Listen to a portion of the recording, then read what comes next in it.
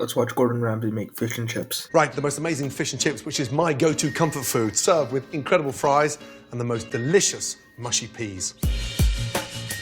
Flour, eggs, and beer. The secret is in the batter. This is a beer batter. 00 flour, eggs, and beer. Why are you putting beer in it?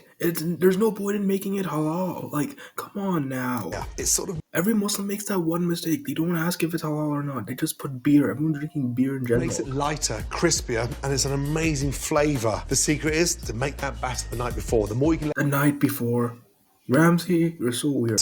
Even more crispy. Then from there, just brush off that seasoning and just pad down the fish. What's the point of seasoning it anyway? You're just gonna brush off that seasoning and it's gonna get bland later. Gently, that starts to cover the top of the fish. Take a spatula and just gently baste the top of the fish. No one bastes their fish with the frying oil. It's dangerous. What are you doing, Ramsay? That's so weird. Piping hot, you salt and just lightly season the top. And why are you just using salt? Just use a different seasoning too. It's gonna be the fish now, it just gets even crispier, but the batter seasoned underneath and on top. That's...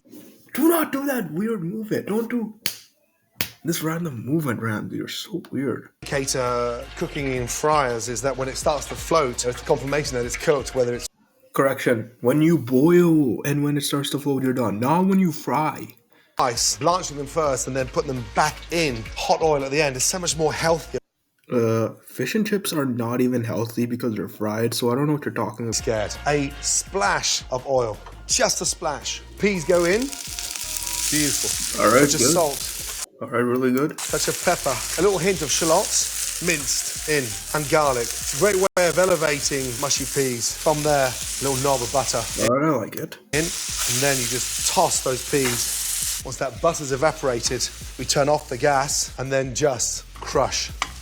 Beautiful. And that's where you take this frozen pea into a mushy pea. And we're sort of trying to break it up almost like a sort of, just like a puree. Why don't you just make a puree chutney at this point? Come on now. But I don't want to refine them too much because the flavor is when you burst them. We're ready to plate. Fish comes over. Hear how crunchy that is.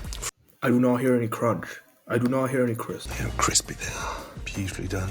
And then from there, this beautiful mound of mushy peas placed to the side. I don't get why mushy peas even have to be here. It should just be fish, chips, and tartar sauce. And how can you serve fish and chips without lemon? I get my lemon here and I just squeeze it over the fish. We can hear you. I heard you said, squeeze. Honestly, this is like a 0 out of 10.